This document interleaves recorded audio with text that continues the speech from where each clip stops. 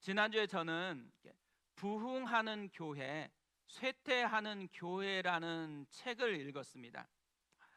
이 책은 이론서가 아니고요, 전국에서 현재 부흥하고 있는 교회, 또 쇠퇴하고 있는 교회의 담임 목사님과 또 그런 교회를 다니는 성도님들을 실제 설문조사를 한 것입니다.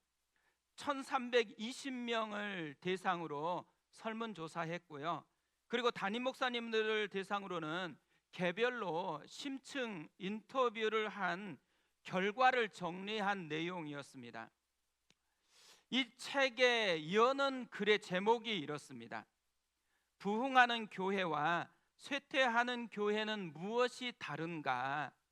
그러면서 이 글을 시작하는 첫 문장이 이래요. 모든 교회는 부흥을 열망한다. 모든 교회는 부흥을 열망하지만 현실적으로 부흥하는 교회가 있고 쇠퇴하는 교회가 있다라는 이야기인 거죠. 지금 한국 교회를 보면서 부흥의 시기라고 생각하는 사람은 아무도 없다라고 생각을 합니다. 아마 많은 사람들이 이미 부흥은 지나갔다라고 그렇게 이야기를 하고 있는 것 같아요. 교회에 대한 사회적인 신뢰가 굉장히 추락을 했습니다. 그뿐만 아니라 개인의 자유와 라이프 스타일이 변화되어지면서 신앙의 헌신을 점점 약화시키고 있는 시대이죠. 그런데 이런 시대인데도 불구하고요, 여전히 어떤 교회는 부흥을 하고 있다라는 이야기인 거죠. 그리고 이런 상황 속에서 부흥하고 있는 교회들을 살펴보니까 4가지 기둥이 있다라고 정리를 했습니다. 첫 번째 기둥은 사역 참여 문화입니다. 이런 성장하고 부흥하는 교회를 보았더니만 대부분이 적극적으로 헌신한다라는 거예요. 무슨 사역이 펼쳐지면 그곳에 적극적으로 참여를 한다라는 거죠. 두 번째로는요, 미래지향적 실천을 하고 있다고 합니다. 그러니까 다음 세대에 집중한다라는 거예요. 다음 세대를 살려내기 위해서 모든 에너지를 집중하고 또 그걸 위해서는 변화가 필요하다고 여기면은 과감하게 변화를 추구하는 교회라는 것이죠. 세 번째로는 대위임령에 헌신한다라고 합니다. 그러니까 영혼을 살리기 위해서 모든 에너지를 집중하는 그런 교회라는 거죠. 마지막은요, 함께하는 공동체입니다. 우리 같으면 다락방에 살아있는 그런 공동체라는 것이죠. 저는 이 내용들을 쭉 살펴보면서요, 우리 교회를 생각해 보니까 우리가 여기까지 이렇게 성장하고 자라날 때까지 헌신했었던 한 분 한 분이 생각이 나는 거예요. 얼마나 감사했는지 모릅니다. 그러면서 또 여기까지 올 수 있도록 하나님이 우리를 인도해 주셨잖아요. 우리는 사실 완성된 교회는 아닙니다. 이제 기초공사했고 지금 뼈대를 세우고 있는 그것에 집중하고 있는 교회라고 생각하고 있거든요.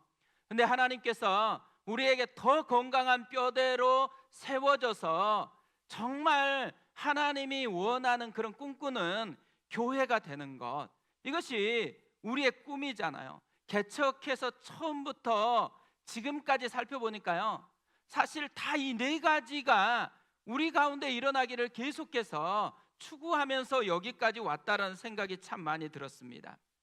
그러면서 이제 2학기가 본격적으로 시작하는 그 첫 주거든요. 저는 지금 우리의 모습을 다시 점검하게 되어지면서 궁금해지는 거예요. 우리는 지금 부흥하는 방향으로 가고 있는지 아니면 쇠퇴하는 방향으로 가고 있는지가 이렇게 다시 생각이 나는 것입니다. 그뿐만 아니라 우리 개인적인 신앙이 지금 활기가 있고 부흥하고 있는 신앙인지 아니면 냉랭해지고 식어가는 쇠퇴하는 신앙인지 이걸 좀 돌아봐야 된다라는 생각이 참 많이 들었습니다.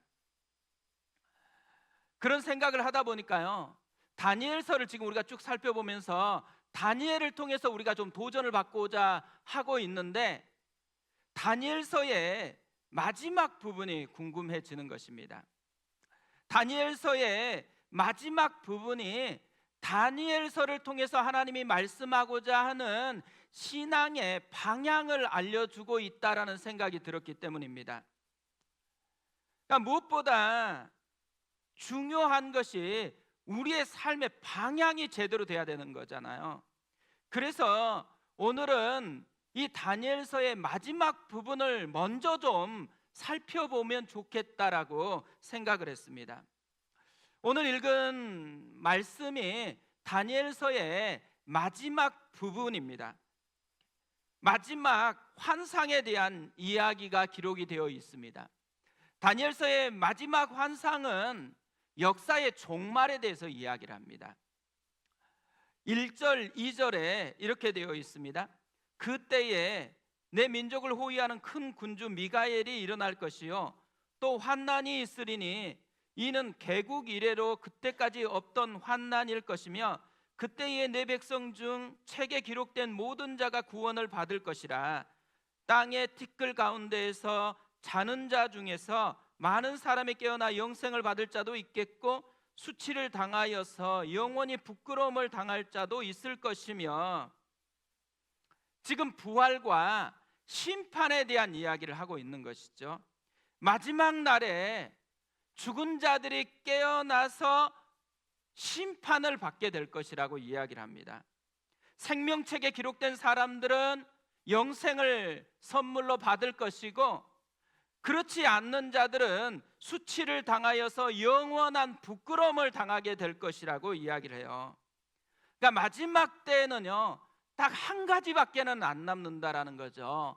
생명책에 기록이 되어 있느냐 그렇지 않느냐가 가장 중요하다라는 거죠. 저는 우리가요, 생명책에 기록된 사람들로 하나님 앞에 나아갔으면 좋겠습니다.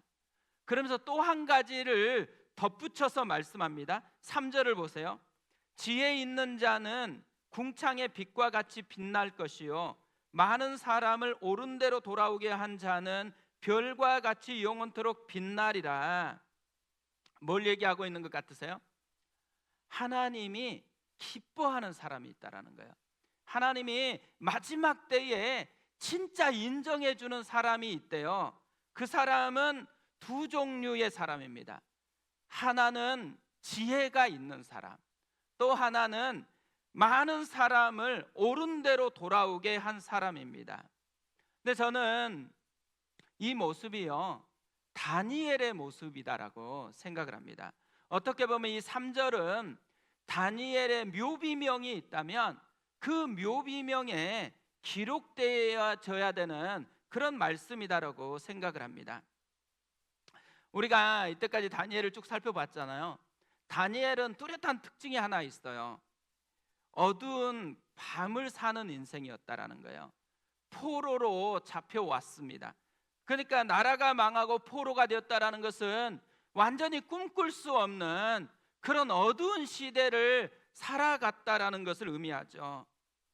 밤하늘을 보면요, 두 가지가 있습니다.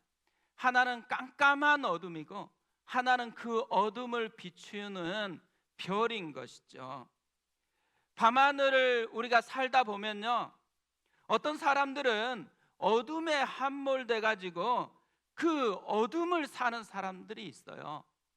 또 어떤 사람들은 깜깜한 밤하늘 속에 살아가면서도 별처럼 빛나는 인생을 살아가는 경우가 있습니다. 다니엘은 지금 평생을 깜깜한 밤하늘 같은 속에 살아가는데 별처럼 빛나는 인생을 살고 있다라고 이야기를 하고 있는 것이죠. 저는 우리도요, 이 다니엘처럼 깜깜한 밤하늘을 살아가고 있다고 생각하거든요.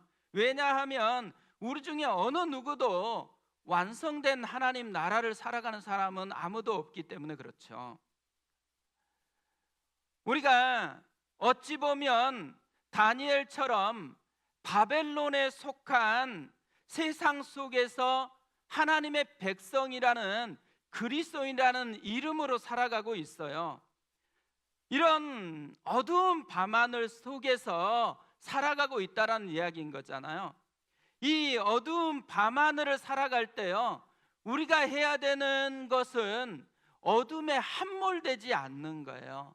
근데 많은 그리스도인들이 이 상황이나 많은 어둠에 함몰돼 가지고 원망하고 탓을 하며 살아가는 경우가 참 많습니다. 어두운 밤하늘일지라도 우리가 해야 되는 것은 다니엘처럼 별과 같이 빛나는 인생을 살아가야 된다라는 거죠.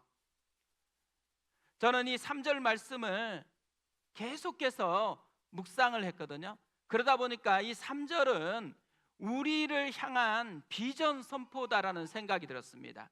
그리고 우리가 나아가야 되는 방향을 선명하게 제시하고 있다라는 생각이 들었습니다. 하나님께서는 이 다니엘 전체를 통해서 우리에게 던지는 메시지가 딱 하나라고 생각을 해요. 다니엘처럼 너도 살아라는 거죠. 네가 이 시대에 다니엘이 됐으면 좋겠다. 깜깜한 밤하늘이다라고 이 밤하늘만 원망하고 살지 말고 밤하늘이지만 반짝반짝 비추는 별로 살아갔으면 좋겠다. 이것이 다니엘서 전체가 우리에게 주는 귀중한 메시지라는 것이죠. 이 학기를 시작하면서요, 저는 우리가 이 다니엘서가 주는 이 도전을 우리의 방향으로 삼고 달려갔으면 좋겠다고 생각을 했습니다. 그래서 우리가 이 다니엘처럼 별과 같이 빛나는 인생이 되기 위해서 어떻게 하면 될까? 사실 굉장히 심플하게 두 가지를 우리에게 소개하고 있는 거죠. 첫 번째로는요, 다른 사람을 옳은 대로 돌아오게 하라는 것입니다. 다니엘은 비록 바벨론의 포로로 잡혀왔지만요, 바벨론을 다스리는 총리가 됐습니다. 굉장히 성공한 인생을 살아간 거죠. 그렇다고 다니엘의 이야기가 다니엘이 총리로 성공해서 혼자 잘 먹고 행복하게 살았다라는 이야기를 하는 것은 아니에요. 다니엘의 이야기는 계속해서 사람을 옳은 대로 돌아오게 했다라는 것을 강조하는 이야기입니다. 하나님을 모르던 사람들이 하나님을 알 수 있도록 도와준 이야기가 다니엘서 전체의 이야기라는 거죠. 우리가 이때까지 다니엘서를 쭉 살펴봤잖아요. 다니엘을 통해서 하나님을 알게 된 첫 번째 사람이 누구예요? 환관장이었습니다. 다니엘이 포로로 바벨론에 잡혀왔을 때 선택이 돼가지고 왕궁에서 교육을 받을 수 있는 기회를 제공받았습니다. 교육생들에게는 엄청난 혜택이 주어졌어요. 왕의 산의 진미를 다 먹을 수 있는 혜택을 받은 거죠. 그런데 다니엘이 뜻을 정한 후에 황관장에게 가서 왕의 음식과 포도주로 자기를 더럽히지 않도록 구했습니다. 굉장히 위험한 모험을 한 거죠. 황관장이 이렇게 왕이 먹을 거다고 마실 것을 정해 주었는데 너희가 이것을 거부하고 혹시 그래가지고 초췌해지고 또 보기에 좋지 않으면 너희들이 위험한 게 아니라 내가 위험해진다, 이렇게 얘기를 한 거예요. 그래서 그러면은 열흘만 테스트를 해보자고, 채소만 열흘만 먹겠다고 그랬더니만 훨씬 더 좋아진 거예요. 얼굴 피부도 좋아지고 훨씬 건강한 낯이 되어진 것입니다. 이걸 보면서요, 황관장이 진짜 하나님이 살아계시는 거구나, 이것을 인생 처음으로 알게 되었다라는 것이죠. 그뿐만 아닙니다. 왕들이 하나님을 알 수 있도록 도와준 거예요. 느부갓네살 왕이 꿈을 꾸고 바벨론의 모든 술사들을 부르고 지혜자들을 다 불러 모아가지고 꿈과 해석을 좀 알려달라고 이야기를 했습니다. 근데 아무도 이걸 할 수 없는 거예요. 다니엘이 들어와서는 아무도 사람으로서는 이런 꿈과 해석을 할 수는 없다라고 이야기하면서 하늘에 계신 하나님만이 보여줄 수 있다라고 이야기를 합니다. 그러면서 꿈과 해석을 다 알려주죠. 느부갓네살 왕이 다니엘에게 절을 하면서 예물과 향품을 줍니다. 그리고 나서 다니엘서 2장 47절에서 이렇게 선포를 하는 거예요. 왕이 대답하여 다니엘에게 이르되 너희 하나님은 참으로 모든 신들의 신이요 모든 왕의 주제시로다. 내가 능히 이 은밀한 것을 나타내었으니 내 하나님은 또 은밀한 것을 나타내시는 이시로다. 이방 왕이잖아요. 그런데 이 이방 왕이 하나님을 고백하고 하나님을 선포하고 있다는, 누구를 통해서? 다니엘을 통해서 처음으로 하나님을 아는 일이 일어난 것이죠. 메데 바사의 첫 번째 왕이었던 다리오 왕은 더 놀라운 것을 경험을 했습니다. 30일 기도 금지령을 내렸어요. 이때에 기도하면 사자굴에 던지겠다고 선포를 했습니다. 그런데 다니엘이 이걸 다 알면서도요, 자기 집으로 돌아가서 윗방에 올라가 예루살렘을 향하여서 창문을 열고 전에 하던 대로 하루에 3번씩 무릎을 꿇고 기도했어요. 그래서 어떻게 돼요? 사자굴에 던져졌죠. 그런데 이 사자굴에 다니엘을 던져 넣을 때 다니엘을 향해서 이 다리오 왕이 한 말이 정말 놀랍습니다. 네가 항상 섬기는 너의 하나님이 너를 구원하시리라. 그리고 다음 날 아침 일찍이 사자굴 앞에 가서 또 왕이 다니엘을 향해서 이렇게 선포를 하는 거예요. 살아계시는 하나님의 종 다니엘아, 내가 항상 섬기는 내 하나님이 사자들에게서 능히 너를 구원하셨느냐.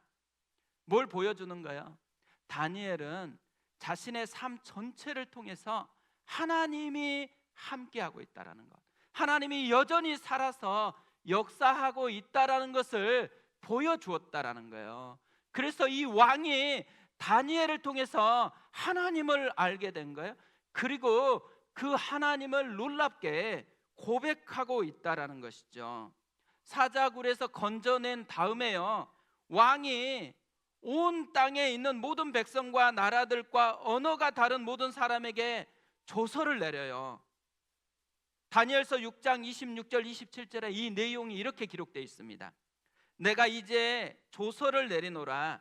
내 나라 관할 아래 있는 사람들은 다 다니엘의 하나님 앞에서 떨며 두려워할지니 그는 살아계시는 하나님이시요 영원히 변하지 않으실 이시며 그의 나라는 멸망하지 아니할 것이요 그의 권세는 무궁할 것이며 그는 구원도 하시며 건져내기도 하시며 하늘에서든지 땅에서든지 이적과 기사를 행하시는 이로되 다니엘을 구원하여 사자 입에서 벗어나게 하셨음이라 하였더라.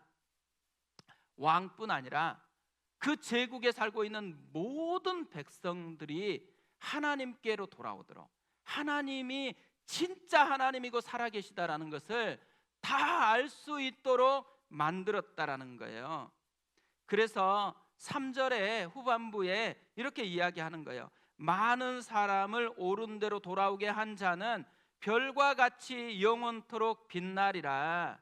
다니엘의 인생은 별처럼 빛나는 인생이었대요. 하나님을 볼 수 있도록, 하나님을 알 수 있도록 하는 별빛과 같은 삶을 살았다라는 것이죠.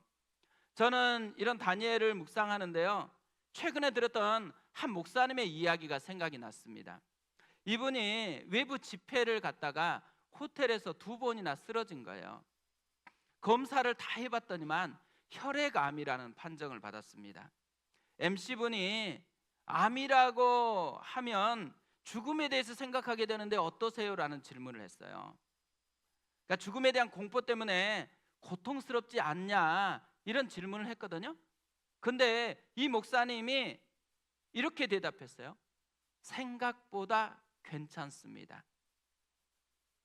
그러면서 자신이 왜 그런지를 자신이 읽었던 책을 인용하면서 이야기를 합니다. 알랭드 보통이라는 작가가 쓴 불안이라는 책에 있는 내용이에요. 이런 내용입니다. 사람은 죽음이라는 이슈가 매우 현실적인 나의 과제로 오게 될 때 비로소 가장 중요한 것을 찾을 힘이 생긴다. 굉장히 중요하잖아요. 사람은 죽음이라는 이슈가 매우 현실적인 나의 과제로 오게 될 때 비로소 가장 중요한 것을 찾을 힘이 생긴다. 죽음이라는 이슈 옆에요, 내가 애써서 이때까지 성취하려고 추구했었던 많은 것을 세워둬 보세요. 그런데 대부분의 것은요, 별로 중요하지 않다라는 생각을 하게 된다라는 거죠. 아직 죽음이 멀찍이 있다고 생각하니까 우리가 지금 하고 있는 많은 것들이 중요하게 보일 뿐인데, 죽음이라는 것이 진짜 내 현실이라고 생각하면, 다시 점검하면 내가 지금 붙들고 고민하고 씨름하고 염려하는 대부분은요, 사실은 하찮은 것일 때가 굉장히 많다라는 거죠. 이분은요, 자신이 이렇게 죽음이라는 것이 오늘일 수 있다라고 생각하는 거, 난 오늘 또 갑자기 죽을 수 있다라는 이것이 자기 인생의 굉장히 큰 혜택이고 선물이다라고 그렇게 고백을 합니다. 이 죽음이라는 것을 현실로 느끼니까요, 쓸데없는 것을 자꾸 버린다라는 거예요. 그리고 가장 중요한 것을 붙들고 살려고 하는 이런 삶의 지혜가 생겨나게 되었다라는 것이죠. 그러면서 이분이 지금 내가 죽는다면 하나님 앞에 갔을 때 가장 중요하게 붙들어야 될 게 뭘까를 곰곰이 생각해 봤대요. 그러면서 세 가지를 이렇게 정리를 했습니다. 첫 번째, 사람이더라고요. 하나님이 그렇게 사랑해서 창조했던 사람. 그리고 두 번째로는 사랑입니다.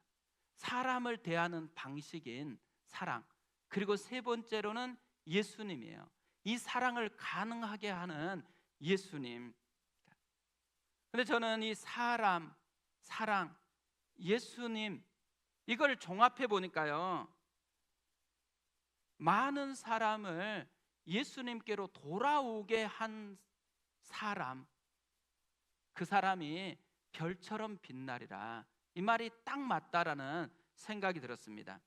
그러면서 이분의 이야기를 듣는데요, 저희 아버님을 전도했던 분이 다시 생각이 났습니다. 저희가 개척하던 해에 저희 아버님이 예수님을 영접을 했어요. 그리고 교회를 처음으로 다니기 시작했습니다. 오래전에 우리 동네에 사셨던 분인데요, 서울로 일찍이 이사를 했어요. 이 동네 친구분이 하루는 묵상을 하다가 자신이 앞으로 살아갈 날이 그렇게 많이 남지 않았다라는 것을 깨달았습니다. 그러면서 이렇게 살면 안 되겠다라는 생각이 들어지고요, 하나님이 가장 소중하게 여기는 것, 하나님이 가장 기뻐하는 것을 해야 되겠다라는 결심이 선 거예요. 그러면서 하나님이 가장 기뻐하는 게 뭘까, 이걸 계속 생각해 보니까요, 탕자가 돌아올 때 아빠가 너무 기뻐가지고 막 뛰어가서 안아주고 아들이 살아났다고 선포하잖아요. 그게 하나님의 마음인 거잖아요. 그러니까 하나님은 한 영혼이 하나님께 돌아오는 것을 가장 기뻐한다라는 생각이 들었던 거예요. 그래서 종이를 꺼내가지고 100명의 이름을 적었습니다. 기도하면서 한 분 한 분 찾아가서 만나고 예수님을 전하기 시작한 거예요. 저희 아버님은 몇 번째일 것 같으세요? 67번째입니다. 놀랍지 않아요? 서울에 있는 친구분부터 전하기 시작해가지고, 저희 아버님은 순천에 있잖아요. 순천까지 내려와가지고 복음을 전했다라는 거예요. 놀랍게도 이렇게 아들이 그렇게 전할 때는 안 받아들이고요, 이분이 전했는데 그때에 예수님을 영접한 거죠. 저는 사실 이 이야기를 매년 한 것 같아요. 계속 했거든요. 근데 오늘 보니까 굉장히 처음 듣는 것처럼 이렇게 초롱초롱하게 듣고 있으니까 계속 반복해도 되겠구나 이 생각을 하고 있습니다. 사실 내년에도 또 이 얘기를 할 거예요. 왜 이 얘기를 하냐면 이분의 사건은요 굉장히 저에게는 특별하기 때문에 그래요. 그러니까 이분이 저희 아버님께 복음을 전한 시점은 저희 교회가 개척하던 시점이거든요. 저의 개인적인 인생에 있어도 이분은 저희 가정에 별처럼 빛나고 있는 분이에요. 근데 그뿐 아니고요, 우리 교회가 시작할 때 상징적인 메시지로 별처럼 빛나는 인생을 우리에게 보여주었다고 생각을 합니다. 우리 교회가 해야 될 가장 중요한 것, 가장 하나님이 기뻐하는 것, 한 영혼이 주께로 돌아오게 하는 거라는 거죠. 우리 교회가 존재하는 유일한 이유가 있다면요, 이곳에 있는 영혼을 살려내기 위해서 주님이 우리를 몸된 교회로 세우셨다라는 거죠. 그래서 저도요 매번 한 영혼 품기 했는데 이제 그렇게 안 하기로 했습니다. 다음 주에 100명 이름을 적을 이렇게 간지를 줄 거거든요. 우리도 인생이 끝나는 날 주님 앞에 섰을 때 뭐 하고 왔니? 주님, 저에게 이 100명의 이름이 있습니다. 이것만 꺼내 놓는다 그러면 별처럼 빛나는 인생이었구나 칭찬할 거라고 생각하거든요. 그래서 다음 주에 개봉 박두입니다. 100명 써가지고 한 사람 한 사람 품고 기도하면서 그 사람이 다니엘처럼 내가 별처럼 빛나게 함으로 하나님께 돌아오는 이런 은혜의 사건이 우리 사건이 되었으면 좋겠습니다. 두 번째로요, 별과 같이 빛나는 인생이 되려면 지혜 있는 자가 되라는 거죠. 3절 앞에를 다시 보겠습니다. 지혜 있는 자는 궁창의 빛과 같이 빛날 것이요. 근데 다니엘은요 진짜 지혜 있는 사람이었습니다. 그런데 다니엘서를 우리가 쭉 살펴보았는데 우리가 생각하는 지혜하고 지금 다니엘서를 통해서 보여주는 하나님의 지혜는 굉장히 다르다라는 생각을 갖게 합니다. 우리가 생각하는 지혜는 뭐예요? 위기가 찾아왔을 때 그 위기를 피해가는 것이 지혜이잖아요. 그런데 다니엘서를 보면 다니엘과 친구들은요 위기 속으로 돌진하는 것 같아요. 세상적인 관점에서 보면 지혜가 아니고 무모해 보여요. 그리고 바보 같은 선택을 한 것 같다는 생각을 하게 되잖아요. 왕이 제공했던 산의 진미를 그냥 먹으면 되잖아요. 근데 채소만 먹겠다라고 우기고 있어요. 남들이 안 하는 위험한 일에 도전을 하고 있는 것이죠. 다니엘의 친구들도 마찬가지잖아요. 사람들이 전부 다 절하는데 다 보고 있는데 절을 하지 않고 있다가 풀무불에 던져져 버렸습니다. 다니엘은 기도하면 안 된다고 했잖아요. 그럼 숨어서 기도하든지. 그런데 다 볼 수 있게 윗방으로 올라가서 창문을 열고 기도를 하고 있어요. 보라는 것이잖아요. 어떻게 보면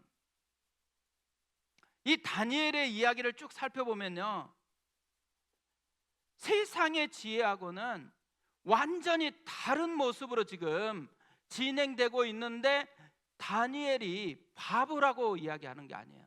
무모하다고 이야기하는 거 아니에요. 지혜로운 자라고 그렇게 인정을 해주고 있습니다. 뭘 얘기하는 거예요? 세상의 지혜와 하나님의 지혜는 다르다. 이것을 우리에게 이야기해 주는 거죠. 세상과는 다른 하나님의 지혜는 뭘까요? 하나님을 경외하는 것입니다. 이 지혜의 왕이었던 솔로몬이 잠언 1장 7절에서 이렇게 말씀합니다. 여호와를 경외하는 것이 지식의 근본이거늘 미련한 자는 지혜와 훈계를 멸시하느니라. 지혜가 어디에서 나눠진다 그래요? 지혜로운 사람과 미련한 사람을 가르는 경계선이 여호와를 경외하느냐 하나님을 경외하느냐 그렇지 않느냐로 갈라진다라는 것이죠. 다니엘은 세상 주를 의지한 게 아니에요. 하나님의 주를 붙들었다라는 거죠. 당장에는 그래서 위기를 겪었어요. 그런데 승리자가 됐습니다. 다니엘은요, 자신의 온 삶을 통해서 진짜 지혜가 뭔지를 보여주고 있다라는 거예요. 진짜 하나님의 지혜가 능력이 있다라는 것을 보여주고 있는 것이죠. 다니엘서 6장 23절에서 이렇게 말씀을 합니다. 왕이 심히 기뻐서 명하여 다니엘을 굴에서 올리라 하매 그들이 다니엘을 굴에서 올린즉 그의 몸이 조금도 상하지 아니하였으니 이는 그가 자기의 하나님을 믿음이었더라. 이는 자기 하나님을 믿었기 때문이래요.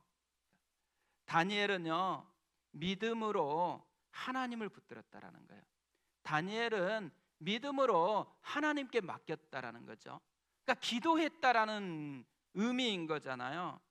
하나님을 경외한다라는 게 다른 게 아니라는 거예요. 믿음으로 반응하는 거예요. 하나님의 말씀을 붙들고 하나님을 붙들고 도전하는 거예요. 그리고 하나님께 기도하는 것이죠. 그때에 하나님의 역사가 일어난다라는 거예요. 지난주 목요일에 비상기도회가 시작이 됐습니다. 주일에 한 분이 기도 부탁을 했어요.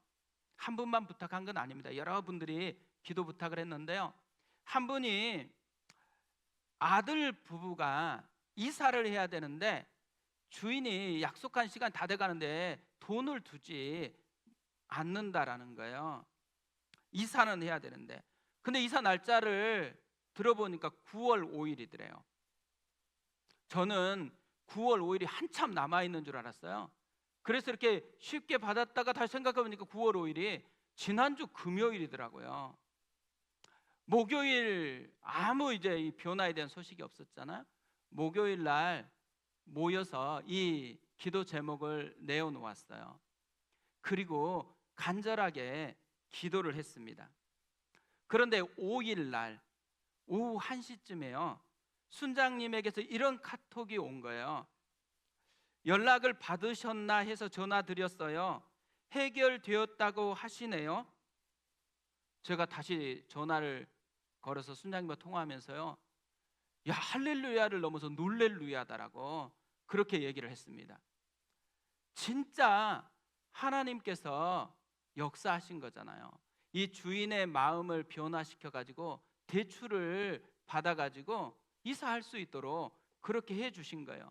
3개월 내내 기다렸는데도 안 되더니만 단 하루 사이에 하나님께 기도했더니만 하나님이 놀랍게 일하셨다라는 것을 우리에게 보여주는 거죠.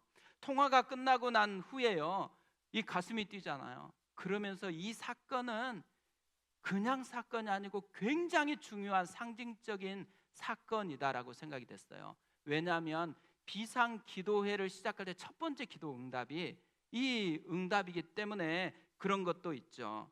그리고요, 계속해서 우리가 이제 가을에 있을 특별 새벽 부흥회를 준비하려고 하잖아요. 이번에 가을 특별 새벽 부흥회 주제를 뭘로 할까? 사실은 옛날부터 정해 놓았습니다. 계속 얘기했거든요. 부흥을 위해서 기도하자. 근데 많은 분들이 와서 이제 기도 제목을 이야기하고 이렇게 이야기를 듣는데 부흥이 와닿지 않는 주제더라고요. 지금 너무 힘든데 부흥을 위해서 기도하자라는 게 이렇게 실감나지 않는 주제구나라는 생각이 들었어요. 그러면서 이 저희가 부흥을 위해서 살펴보려고 하는 솔로몬의 기도 부분을 다시 쭉 묵상을 해보니까요, 솔로몬의 기도의 대부분의 내용은 역전의 은혜를 구하는 거더라고요. 하늘이 닫혔어요. 또 병이 찾아왔어요. 상황이 너무 힘들어요. 이 성전을 향하여 기도할 때 역전의 은혜를 부어 주십시오. 이것이 솔로몬의 모든 기도의 내용이더라고요. 그러면서 부흥이라는 것은 거창한 일이 일어나는 것을 초점이 아니고 한 사람이 역전의 은혜를 경험하는 거구나라는 생각이 들었습니다. 그래서 주제를 역전의 은혜라고 정했어요. 이번 가을 특별 새벽 부흥에 우리가 특별하게 기도하면서 진짜 역전의 은혜를 경험하는 주인공들이 되었으면 좋겠습니다. 블랙독이라는 드라마가 있습니다. 예전에 상영했던 드라마인데요, 기간제 교사가 정교사가 되어가는 과정을 그리고 있는 드라마거든요. 이 정교사가 되기 위해서 인터뷰를 하는 부분이 나오는데, 이때 한 교사분이 이 인터뷰하는 분들에게 질문을 해요. 왜 교사가 되려고 하세요? 그런데 그 중에 한 남자 교사가요, 이렇게 대답을 합니다. 고등학교 2학년 때 은사님이 계셨습니다. 제가 정말 사고도 많이 쳤는데 많이 안아주셨습니다. 그 덕분에 제가 여기에 있는 것 같습니다. 누군가 별이 되어주신 분이 있었기 때문에 자기 인생이 바뀌었다라는 그런 고백을 하는 것이잖아요. 사실 대낮에는요, 아무리 큰 별이어도 반짝이지 않습니다. 보이지도 않아요. 그런데 어둠이 짙으면 짙을수록 아무리 작은 별이어도 반짝반짝 빛나게 된다라는 것이죠. 어둠이 깊으냐 어둠이 얕으냐의 문제가 아니에요. 우리 가운데 만약에 어둠이 찾아왔다, 깊으면 깊을수록 우리가 별이었으면 오히려 그것이 반짝반짝 빛나게 해주는 통로가 되어진다라는 것이죠. 저는 우리가 2학기 달려갈 주제는 반짝반짝 빛나는 별과 같은 인생에 도전하기라고 생각합니다. 특별히 지금처럼 어려운 시대에는요, 누군가가 반짝반짝 빛나는 별이 되어주어야 하는 것이죠. 우리 곁에도 정말 힘들어 하시는 분들이 많습니다. 힘들어하는 분들에게 우리가 반짝반짝 빛나는 별이 되어주는 인생, 그것이 우리의 삶의 모습이었으면 좋겠습니다. 지난 한 주간 내내 생각났던 찬양이 있거든요. 염려하지 말라는 찬양이에요. 제가 이 찬양을 계속 들었어요. 근데 제가 들었던 분은 찬양을 굉장히 파워풀하게 잘 부르는 찬양이거든요. 근데 제가 이제 이렇게 우리 교회에서 부르려고 이렇게 준비는 했는데, 혹시라도 내가 느꼈던 감정이 아니고 확 떨어지면 어떡하지?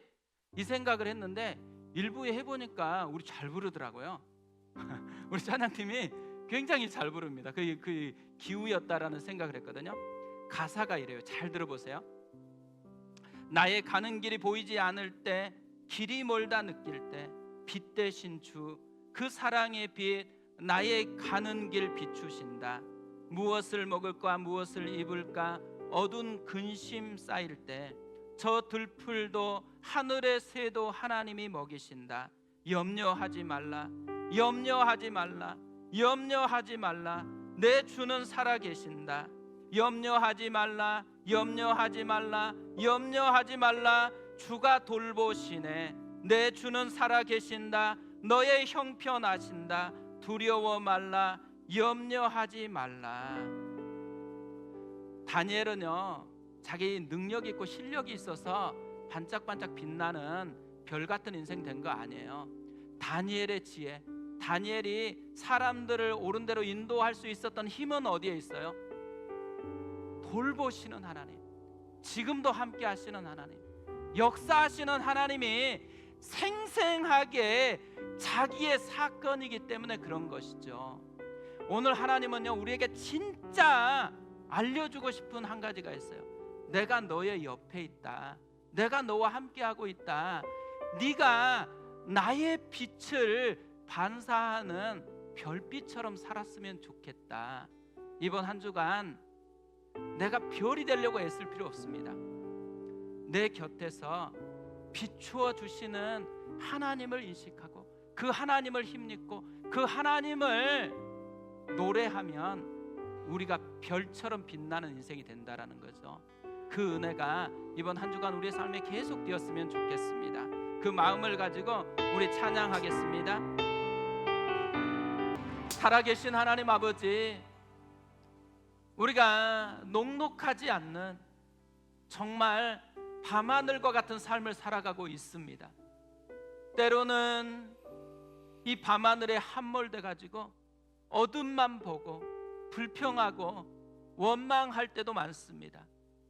또 하나님 아버지, 우리를 바라보면 얼마나 능력이 없는지, 나는 왜 이렇게 태어났는지, 우리를 자꾸 정죄하고 아파할 때도 많습니다.